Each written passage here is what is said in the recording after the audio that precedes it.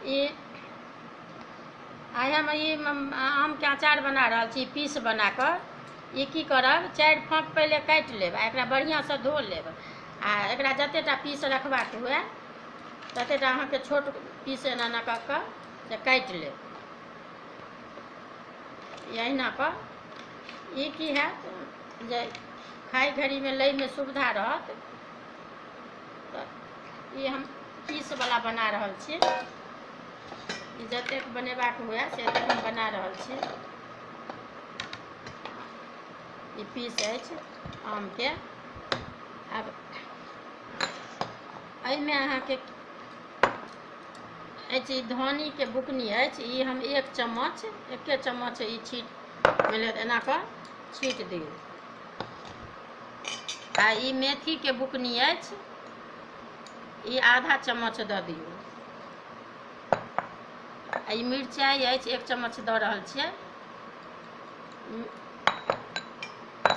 आ ई मेथी मंगरैल अछि, ई अहाँके 1 हिस्स दऽ रहल छियै।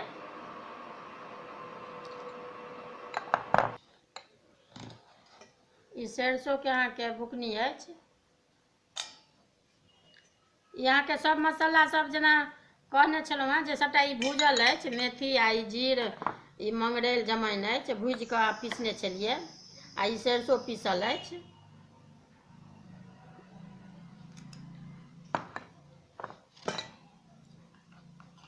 ई 1 चम्मच अहाँके ई जीरके बुकनी दऽ रहल छियै, ई भूजि कऽ पीसने छी।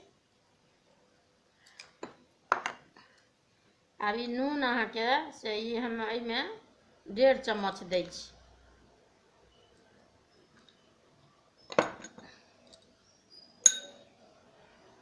अब ई तेल अहाँके एहिमे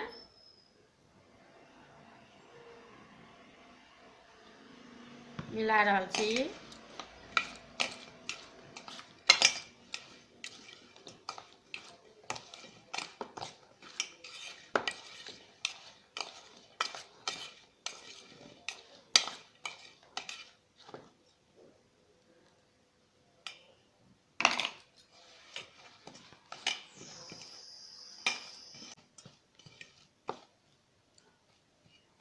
इहो अहाँके सुखा जायत ने, जेना अहूके 2 दिन रौद लगेबै, इहो अनमन भरुए जकाँ भऽ जायत।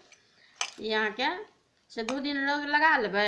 एहिमे मतलब बर्तनमे, जेना कोनो प्लास्टिकवला बर्तन हुए ताहिमे रौद लगा लेब, या स्टीलोमे लगायब तऽ नहि कोनो बात छै, 2 दिन 1 दिन लए। तऽ ई अहाँके ओ पीस काटि कऽ एहि दुआरे देखा देलहुँ, ई सुविधा होइ छै धियो पुताके दैमे, अपनो लैमे।